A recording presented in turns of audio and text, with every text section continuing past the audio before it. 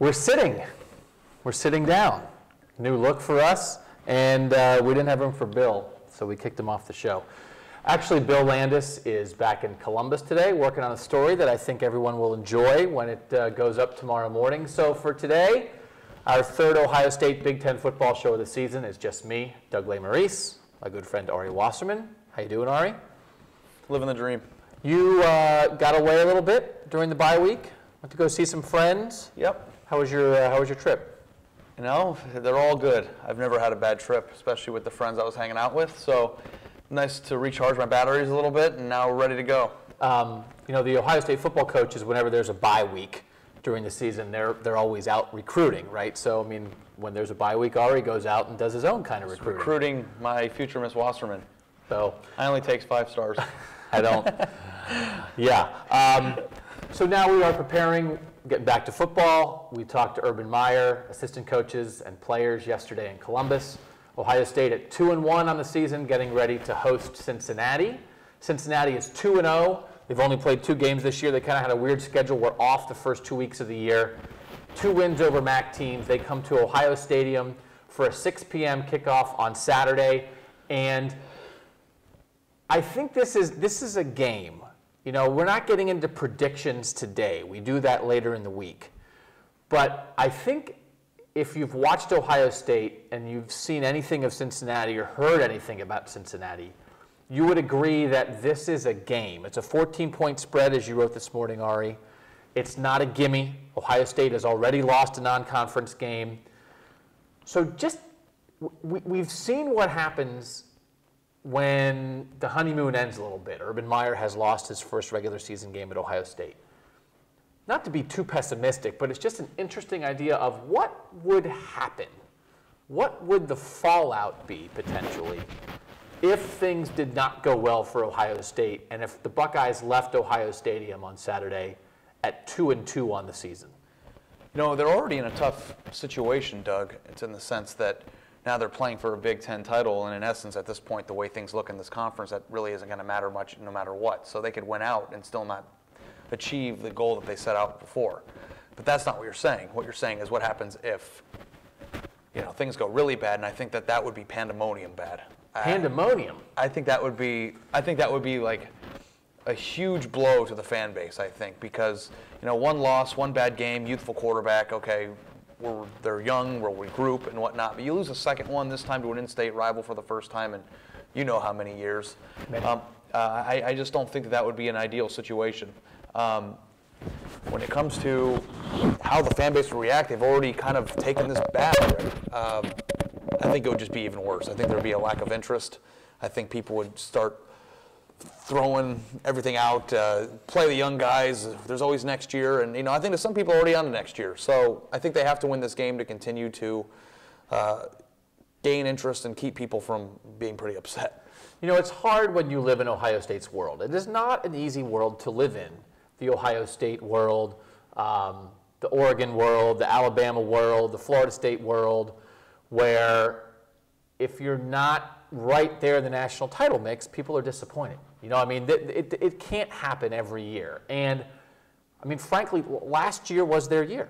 I thought it at the time. Last year was the year when you had basically all the important guys on this year's team were playing important roles last year, but you had Carlos Hyde, you had Ryan Shazier, you had Bradley Roby, you had an experienced offensive line, including 2 guys who are starting in the NFL as rookies on the offensive line. And now, as it turns out, you have Braxton Miller last year, which you don't have this year. Not to mention that their schedule is set up absolutely perfectly to run the table. That was the year, and they were there in Indianapolis playing for a chance to go to the national title. So I think the point of this is that this is a big game.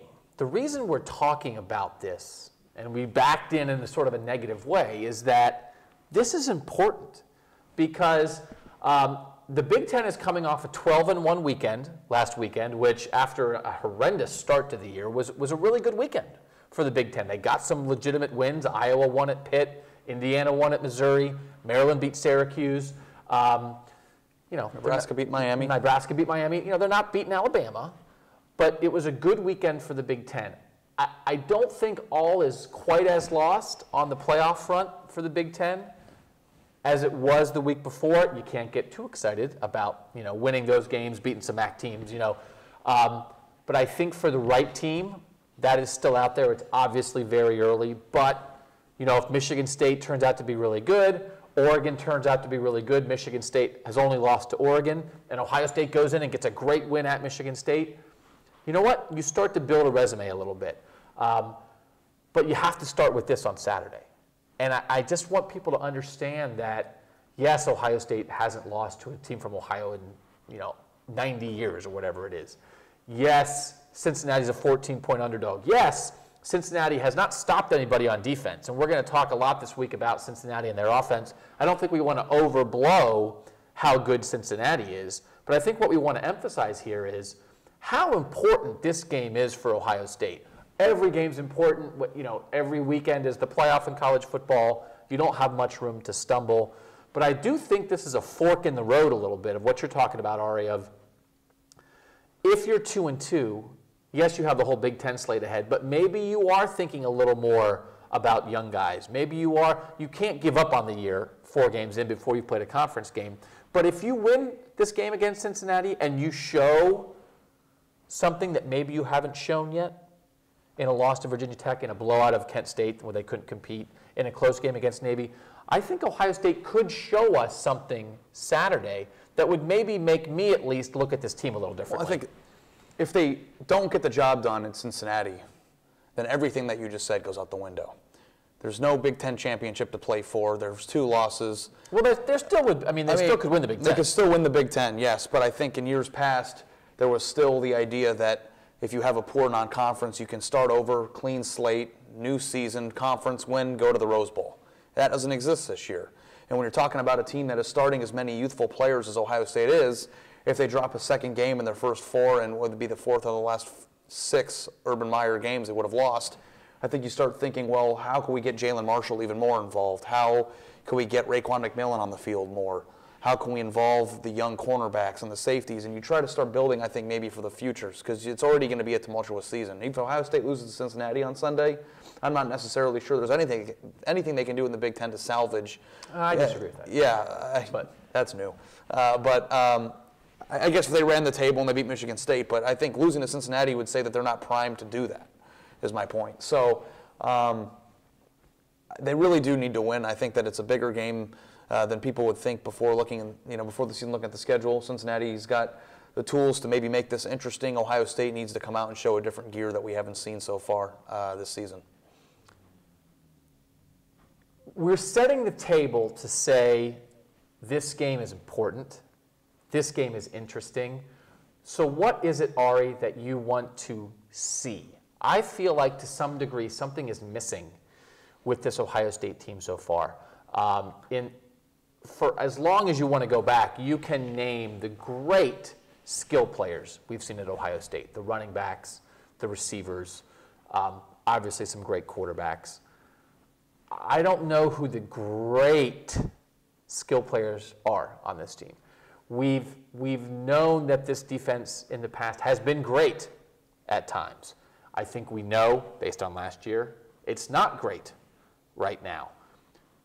We know it's big. We've established that it's big. What do you want to see? What are you curious to see? Because 66-0 was good. It's better than 28-0. It's better than a loss. But I don't think we could take too much away from that Kent State game. What are you looking for on Saturday? Well, I wrote what we could take away from the Kent State game is that their offensive plan. Do they follow that plan? And I'm obsessed with playmakers, but I'm not going to talk about that this time. Whoa. I'm going to throw a curveball. I'll let you talk about Dontre Wilson, those guys, even though I'm obsessed with talking about them. We've heard so much about this new defense. Mm-hmm. And Ohio State has competed and won and been in national championships because of that defense. And last year it wasn't even close. It was maybe one of the worst ones we've seen in the last 15 years. And we've heard so much about how things are supposed to be different, this new philosophy, this press, these swarming linebackers, the athleticism on the defensive line. I want to see Ohio State come out against a Cincinnati team that's averaging 44 points a game and push them around a little bit defensively. I want to see the corners get up on those Tommy Tuberville's deepest receiving corps he's ever coached, even though he coached at Auburn. I want to see Ohio State's corners jam them. I want to see Von Bell make a play. I want to see Curtis Grant swarm from sideline to sideline and hit somebody in the flats. I want to see a defense that isn't just skating by. And I'm not saying that, they played terribly against Virginia Tech, but Virginia Tech, as we've seen, for one reason or the other, the losses in the last 2 weeks, isn't necessarily an offensive juggernaut. And they scored 28 offensive points on Ohio State's defense, the thing that was supposed to be putting this team in the race to be in a national championship talk even before Braxton Miller got hurt. So, there's a million questions we can talk about on offense. I can talk about it till I'm blue in the face, but I want to see a defense that gives you that 2005 feeling of this team really can push people around, and even if you come in and are averaging 38 points a game, you're not going to do it against Ohio State. Because we haven't really seen that. The Navy game was a game until the fourth quarter, and then they just wore down guys who were going to be in the military. And yes, Ohio State wore down Navy. Ohio State gets credit for those drives at the end, but that's just a different animal. Then they lose, and then Kent State just wasn't going to compete on that day. The idea of Ohio State imposing its will on both sides of the ball, I think that's what fans love. And again, yes, you did it against Kent State, but to do it against a competitive team, and I think that the approach that we've tried to take, to this whole season, has been the idea of we have to see it before we believe it with this team. I don't know that this team gets a lot of the benefit of the doubt because they just don't have guys with a proven track record. It doesn't mean they're not going to be good. It means I want to see JT Barrett really control a game against a good opponent. I want to see what you're talking about with the defensive side of the ball. I want to see the offensive line, which is still trying to settle on 5 starters, get a push consistently and control the line of scrimmage. And you said you could talk about it until you're blue in the face. We want to see guys with the ball in their hands just take it to a defense if they can do that. Can Curtis Samuel do that against a decent team? Now, Cincinnati has not stopped anybody, and I think one of the things that could show up in this game is a lack of speed potentially for Cincinnati on the defensive side of the ball. If that's the case, Ohio State has to exploit that. If Ohio State's going to be a team, and they still could be, if they're going to be that team, then you need on Saturday to see a couple times where Curtis Samuel's running away from guys. Dontre Wilson's running away from guys. Jalen Marshall's running away from guys. Not just a couple deep balls over the top, not just you make a throw and break a tackle, but an offensive plan where maybe it's not that the defense made a mistake, but it's just that the offense said, we're going to do this. I want to see a wow play.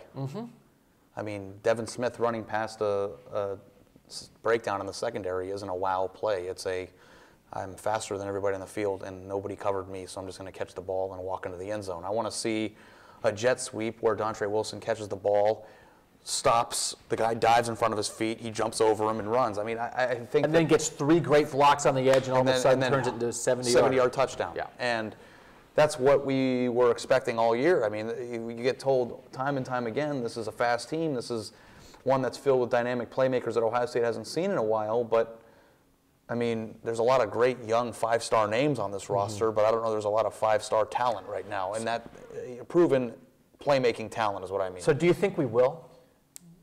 We're not making predictions yet, but if we feel like there have been some things missing, do you think we're going to see some new things Saturday? I don't. I think that I don't think you're gonna watch this game on Saturday and go, wow, the offense arrived. What I think you're gonna see is what they did against Kent State to a lesser extent. I think they'll make plays. I think guys will get open. I think somebody might break a tackle and go. But I think that a lot of times with offensive playmakers, and I don't want to even go back all the way to the Maurice Clarett days, but that was a freshman who was unproven in 2002. And when he carried the ball in his first game ever, you could see that guy has it. And, that's a pretty insane comparison, it might seem. And I'm not even saying to the same type of player. But I think what I'm saying is that when a youthful guy has it, And I think that can develop. I'm not saying everybody on Ohio State's roster is not going to be good, but it's not something that I think is just going to develop over a bye week. I think Curtis Samuel has it to a lesser degree. I think that he's going to be really good one day, but I don't think it's beat Kent State 66-0, take an extra week to prepare for Cincinnati, and then all of a sudden Dontre Wilson, who's touched the ball less than me, by the way, this year, is going to just all of a sudden do something crazy multiple times and just, I don't know. What do you think? I mean, the thing that I'm really curious to see, maybe more than anything, is does J.T. Barrett look like he's getting it? You know, and we saw bits of that against Kent State. You had the bye week. You get in the playbook more. You settle yourself a little bit. Could he look like a guy who's in command? Because I don't know. My tendency is to believe that I don't know how much Cincinnati likes to blitz. If I was a defensive coordinator, I would blitz this line and J.T. Barrett until they proved they could handle it. That's what Virginia Tech did. Virginia Tech was maybe a little more designed to do that. I don't think Cincinnati can come out defensively in the same scheme that Virginia Tech ran and do the same things. But even if I don't think that's Tommy Tuberville's idea, I think you have to make yourself attack J.T. Barrett enough to make him prove it. But I would be very curious. As you mentioned, we've seen Virginia Tech, by the way, turns out is not a great team. It turns out that they were just a team that on one night took advantage of a young offense that couldn't make them pay and had a quarterback who made some throws and took advantage of a young defense. So, Virginia Tech was not perfect. I think, though, even if Cincinnati tries to do some of the same things defensively, they won't be as good at it as Virginia Tech was. Can J.T. Barrett make that next step against a competent team and look like a guy that says, I'm going to run this show? That is almost the number one thing that I'm curious to see on Saturday. And the thing, too, that I feel like I would have, I don't know if it's me, but not letting the Braxton Miller thing go, but I believe that if Braxton Miller was healthy, they'd be 3-0 right now, because he just does things that make you go, wow. And when he does things that make you go, wow, everybody else is freer to do things that make you go, wow. And can J.T. Barrett become a weapon in himself? I like the idea of... Can he be a weapon, or can they establish enough that he doesn't need to be a weapon?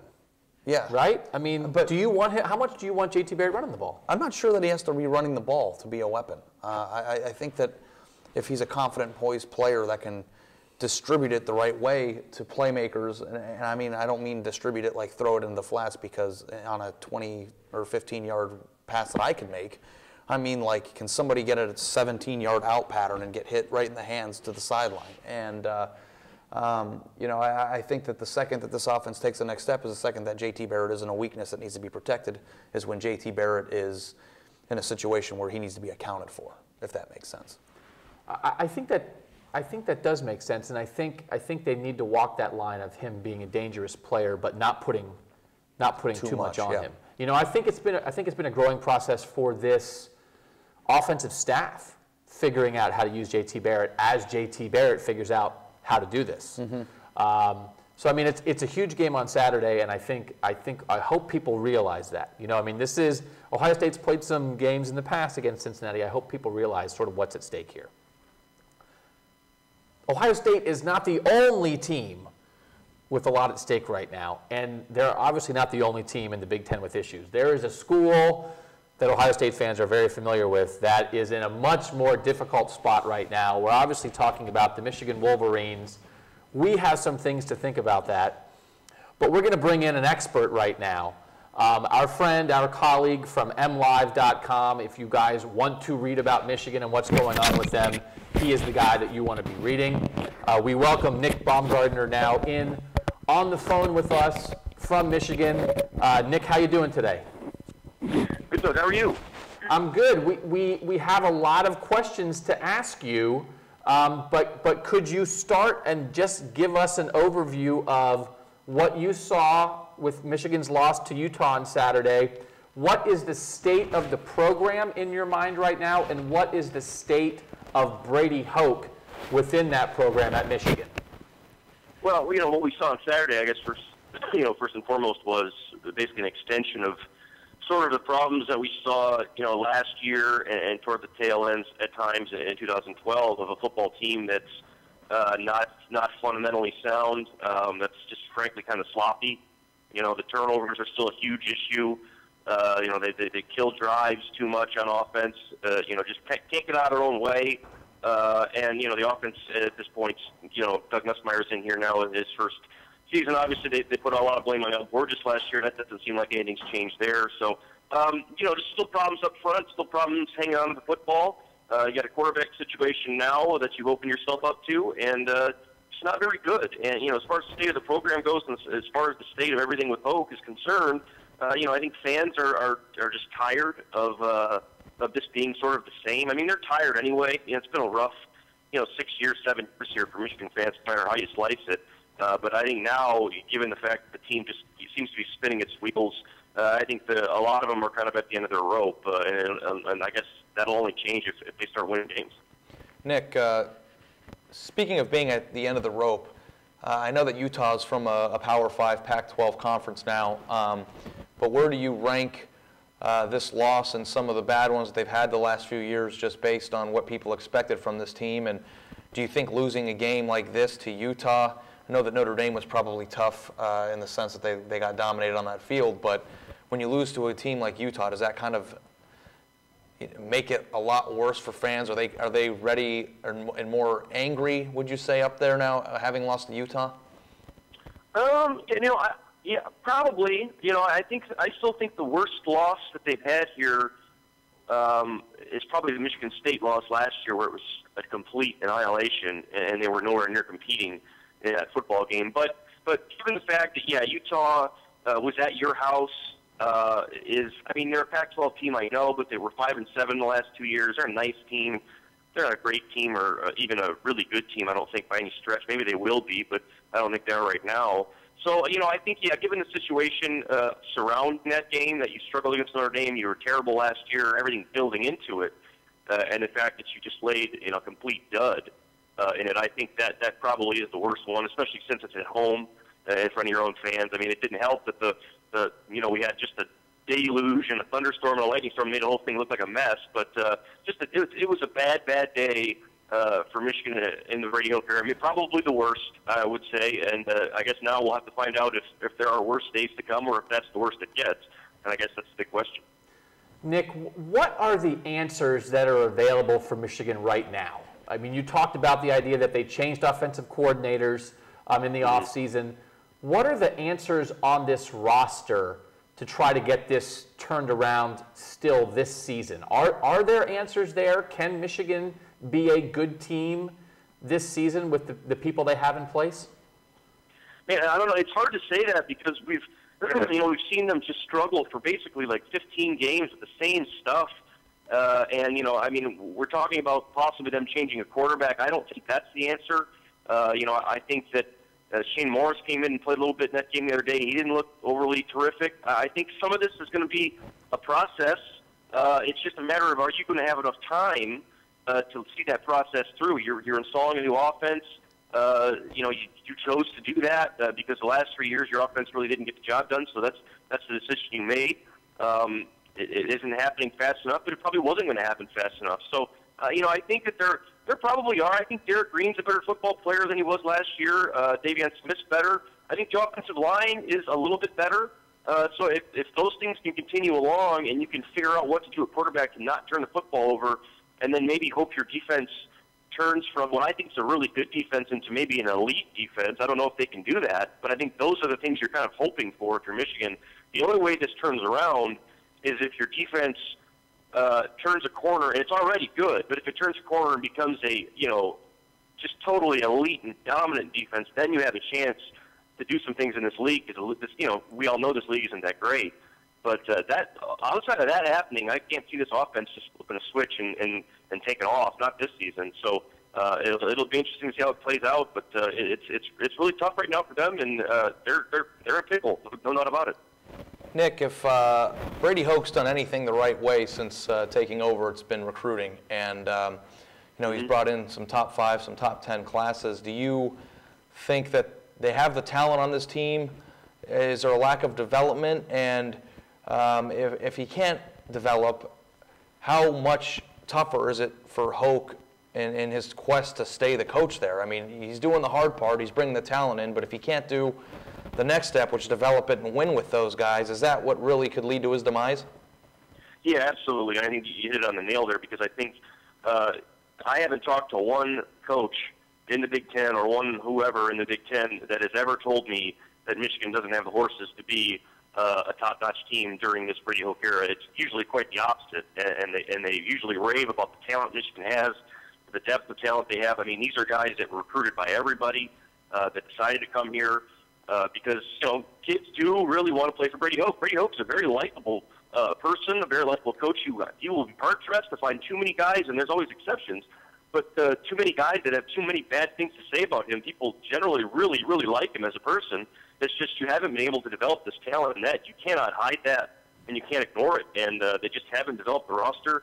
You've got guys like, Kyle Kalis, who I know Ohio State fans are familiar with. Kyle Kalis was a five-star all-world everything recruit that people thought was going to maybe play as a true freshman, and here he is as a third-year sophomore, and they've got a former walk-on starting in front of him. I mean, it's not good from a development standpoint, and if there's anything that ultimately cost him his job, it's absolutely that. It's that you weren't able to, one, figure out an identity on offense, but more importantly, you weren't able to develop your talent at a strong enough rate, and that's on you and your staff, and there's really no one else you can blame for that. Nick Baumgardner is the guy to read on Michigan coverage. Nick, we know you have a lot going on this week. We would greatly appreciate you taking time out of your day to join us. So good luck up there. All right, guys, take care. Nick is all over this stuff, and I mean it is fascinating to talk about because you cannot separate Ohio State and Michigan. I mean, we know that. People know that.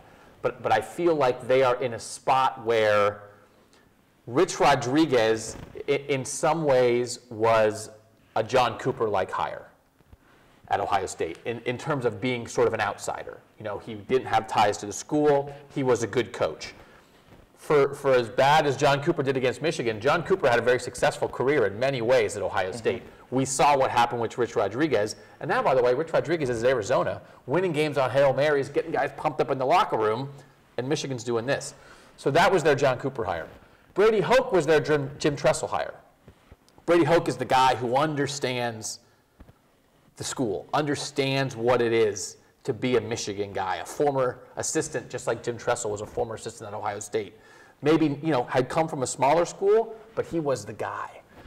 So we saw what Jim Tressel did at Ohio State, and we're watching Brady Hoke. Their Jim Tressel hire sort of didn't work out. So your John Cooper hire didn't really work out. Your Jim Tressel hire didn't really work out. What's the next step? It's an Urban Meyer hire. I think it's time for Michigan to make an Urban Meyer hire. And an Urban Meyer hire is a Harbaugh, Jim or John, Jim first, or Les Miles. And I think you can see the writing on the wall. I don't want to say goodbye to Brady Hoke before it's time to say goodbye. Michigan needs to make an obvious hire, a dynamic guy, a guy who is going to get people fired up. And there are guys out there for them. It's hard to imagine where Ohio State would be right now if Urban Meyer hadn't been sitting there. These guys aren't quite sitting. They're employed already. They're not sitting there unemployed like Urban Meyer was for Ohio State. I think that's where Michigan is. They can't, this has gone on too long. They can't mess around with this. It's time to find the guy.